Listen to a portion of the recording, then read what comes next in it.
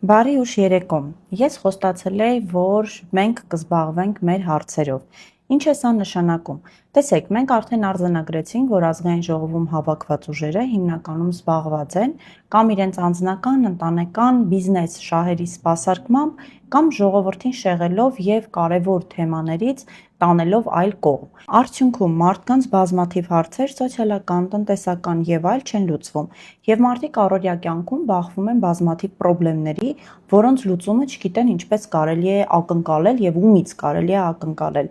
Հետևաբար, ես առաջարկում եմ, որպեսզի մենք ինքներս զբաղվենք մեզ անհանգստացնող հարցերի լուծմամբ։ Եվ առաջինը ես առանձնացրել եմ մի քանի կարևոր հարց, բայց առաջին տեղում առանձնացրել եմ վարկային արձակուրդի թեման։ Նախ, ինչ է դա նշանակում։ Տեսեք, Հայաստանում սա շատ տարածված եւ լուրջ խնդիր է։ Քաղաքացիների մեծ մասը կամ դասակարգված են կամ պրոբլեմատիկ վարկառու են դիտարկվում եւ բանկերի կողմից մշտապես կա այն մոտեցումը, որ անկախ նրանից, թե ինչ վիճակում է գտնվում քաղաքացին, նա պետք է մարի իր վարկը եւ չմարելու պարագայում տուգանքներ, տույժեր են ավելանում, տոկոսները միևնույն է հաշվարկվում են անկախ նրանից, թե ինչ իրավիճակում է գտնվում տվյալ քաղաքացին։ Այնինչ, բանկերը շատ երկրներում, թե եվրոպական, թե նույն Ռուսաստանում, Ղազախստանում, պարտավոր են այն քաղաքացիներին, որոնք ունեն առողջական լուրջ խնդիրներ, եկամտի անկման խնդիրներ, տրամադրել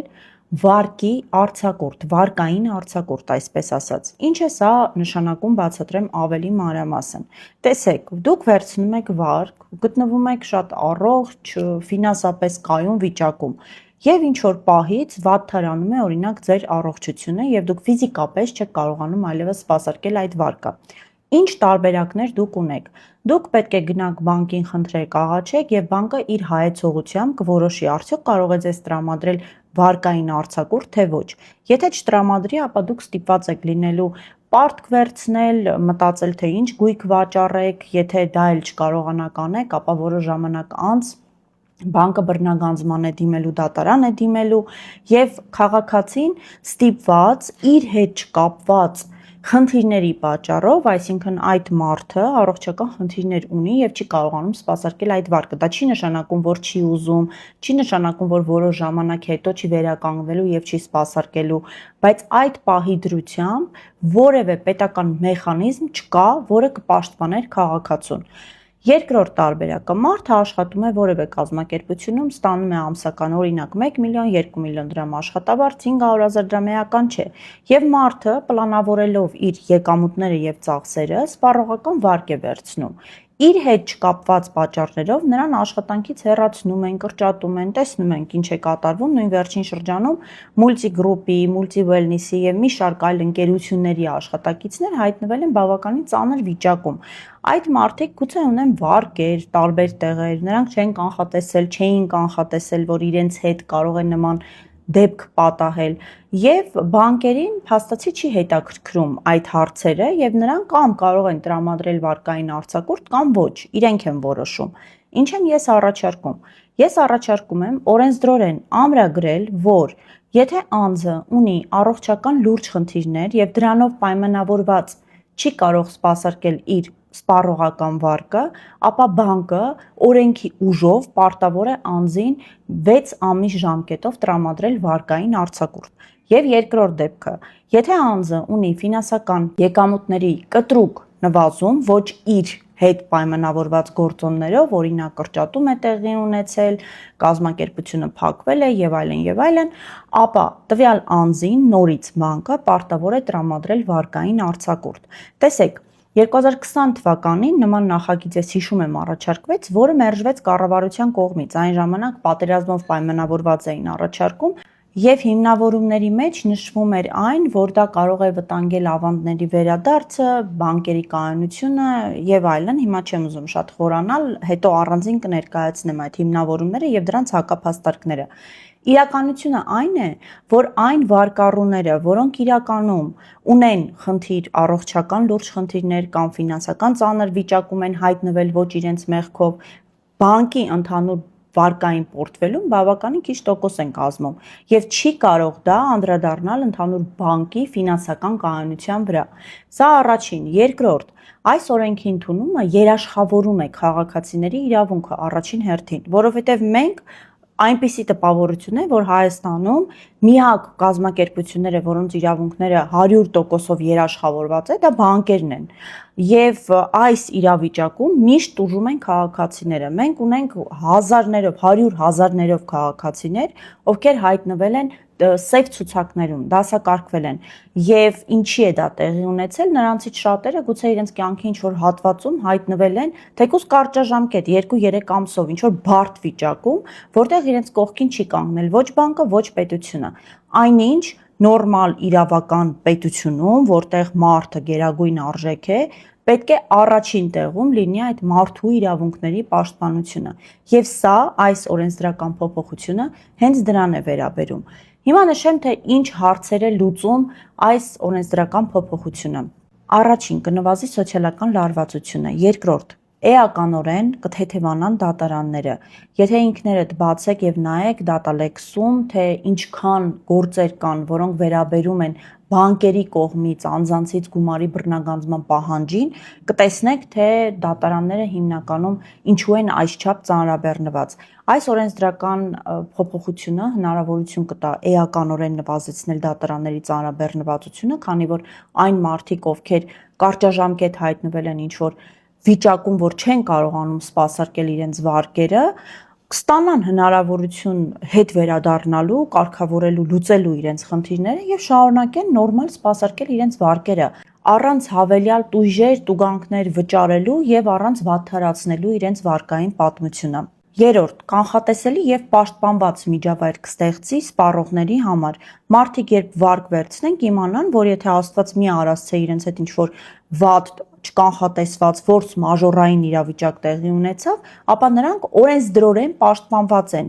Իրենց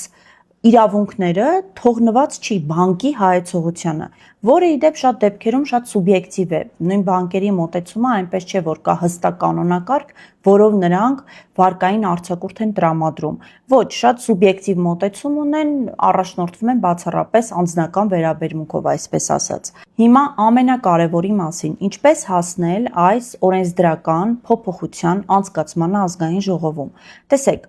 կա հնարավորություն, որ 50 հոգանոց նախաձեռնող խումբը օրենսդրական փոփոխությունը ներկայացնում է կենտրոնական ընտրական հանձնաժողով, որից հետո արդեն ստորագրահավաք է անցկացվում եւ 50,000 ստորագրություն հավաքվելու պարագայում արդեն օրենսդրական փոփոխության նախագիծը ներկայացվում է ազգային ժողով։ Ես առաջարկում եմ, որ մենք որպես հասարակություն վերջապես սկսենք զբաղվել մեր իրավունքներով։ Այս խնդիրը ես կարծում եմ շատ շատերին է հուզում, եւ եթե այսօր մարդիկ չունեն նման խնդիր, ապա հետագայում ապահովագրված չեն նման իրավիճակներում հայտնվելուց։ Հետևաբար սա վերաբերում է յուրաքանչյուրին, անկախ քաղաքական կողմնորոշումից։ Ես վստահ եմ, որ մենք սա կարող ենք անել միասին։ Այս պահի դրությամբ մեզ ինչ է պետք։ Մեզ պետք է, որպեսզի ձևավորենք 50 հոգանոց նախաձեռնող խումբ։ Ես ստորև մեկնաբանությունների դաշտում կտեղադրեմ հղումը, որտեղ պետք է լրացնեք ձեր տվյալները, եթե ցանկանում եք միանալ նախաձեռնությանը եւ ցանկանում եք նախաձեռնող խմբի անդամ լինել,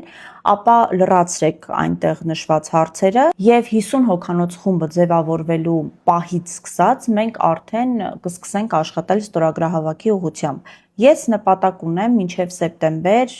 հավաքել այդ 50 հոգանոց նախաձեռնող խումբը։ Ես նաև ի դեպ կդիմեմ քաղաքական այն կուսակցություններին, որոնք ազգային ժողով չեն անցել, արտախորհրդարանական ուժերին, թող նրանք էլ մասնակցեն։ Ի վերջո, գիտեք, քաղաքական կուսակցության պատասխանատվությունն է նաև զբաղվել ժողովրդին հուզող խնդիրներով, զբաղվել մարդկանց հարցերը լուծելով։ Քաղաքական կուսակցության իմաստը ընտրությունից ընտրություններին մասնակցելը չի միայն, այլ նրանք պետք է վերջապես գիտակցեն, թե ինչ է նշանակում քաղաքականությամբ զբաղվել։ Ինչը այս պահի դրությամբ չեն գիտակցում ոչ իշխանությունը, ոչ ընդդիմությունը, եւ փաստացի մենք հանրությունը ստիպված ենք մեր հարցերով ինքներս զբաղվել։ Այդ հնարավորությունը կա, եկեք զբաղվենք։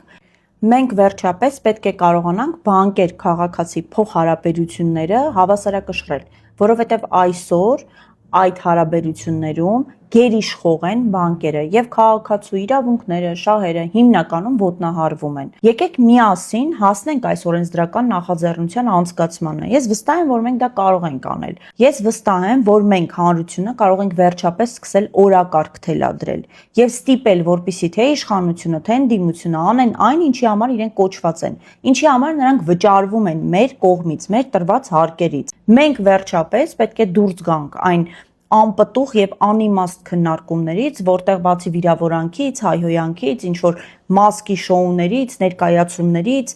որոնք մեզ ներկայացնում են թե իշխանությունը, թե ընդդիմությունը, այլ բան չկա։ Եվ մարդկանց առօրեական խնդիրները ոչ թե երկրորդ, այլ առհասարակ ընդգրկված չեն ոչ իշխանության, ոչ ընդդիմության օրակարգում։ Իսկ այսպես երկար չի կարող շարունակվել, քանի որ իրավիճակի նման զարգացման պարագայում մարդիկ այլևս սկսելու են պետությանը չվստահել, տեսնելով, որ պետության կողմից չունեն իրենց իրավունքների պաշտպանվածություն, սոցիալական երաշխիքներ եւ որևէ աջակցություն։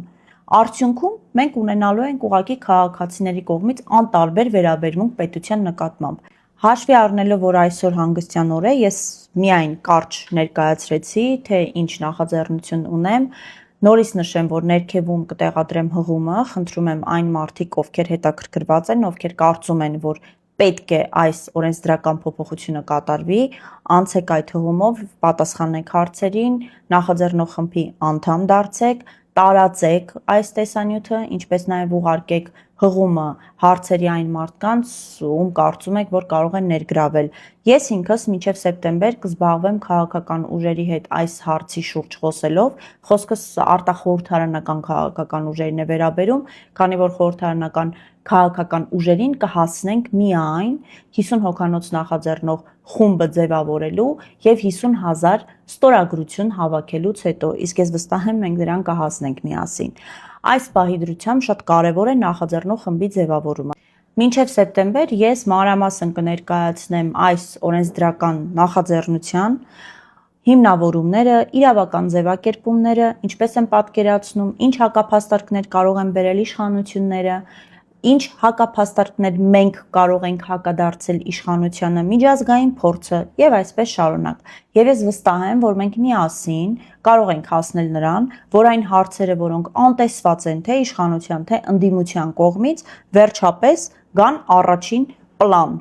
ընդգրկվեն օրակարգում, մեր շնորհիվ, հանրության շնորհիվ։ Այսօր այսքանը, լավ եղեք, պարտադիր տարածեք այս տեսանյութը, լրացրեք ներքևում դրված հղման մեջ եղած հարցերը, մինչ նոր հանդիպում, լավ եղեք։